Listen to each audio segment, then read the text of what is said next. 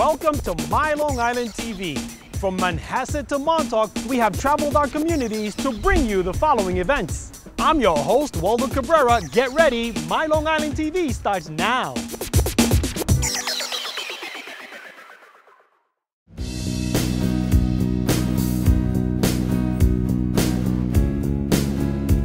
This week is Shark Week, so what we're doing is focusing on sharks and teaching the kids about various myths and biology, life history of different sharks, what we find around Long Island. When they were catching monkfish, they happened to get some sharks in their nets, and these died before they could get them back into the water.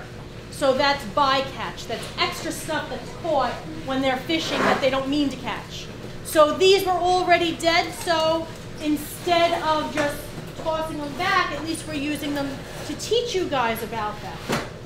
We're going to be using a dogfish, which was bycatch from a commercial fishing boat, so it wasn't killed for the dissection, which is part of what we're teaching the kids is conservation as well, since sharks remain predators in the ocean, and we want to make sure that we are conserving them.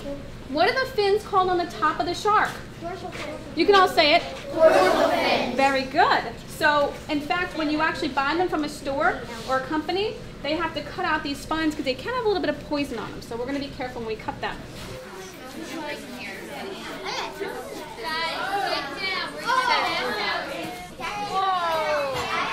That's awesome! Sharks actually have an organ on their body. It's called the lateral line, and it runs down the side of their body, and it's a detection, it's a sense that detects changes in water pressure, so they can detect from miles away animals or fish in distress that are thrashing about the water, and that's how they actually use to detect like the kinds of fish that they like to eat, because they like to eat more fish that are hurt or injured rather than chasing after a completely healthy fish. They have another organ actually on the front of their faces called the organs of Lorenzini that are also used to detect blood in the water and other things that normal fish can't detect.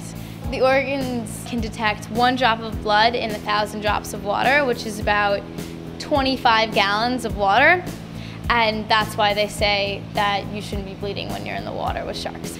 They never really mean harm. They're not these scary man-eaters like everyone thinks. They're really just looking to feed themselves, and they're not really looking to attack anyone. And a lot of shark attacks are merely coincidences where sharks mistake humans for other things they like to eat, like seals or sea lions. And what's on the bottom or the ventral side? Do you guys know what these fins are in the front? I'm actually a surf caster on Long Island, so this is the perfect place for me. I get to teach them about fish.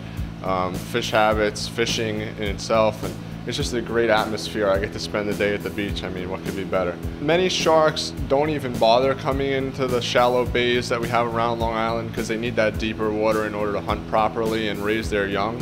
So it would be wise for them to stay in deeper water so they can hunt their prey and not have to worry about boat traffic or humans, which are actually their biggest threat. We're trying to make sure that the kids understand that we really do need them in our ecosystem, and that without them there, it'll throw the whole balance of the ecosystem off.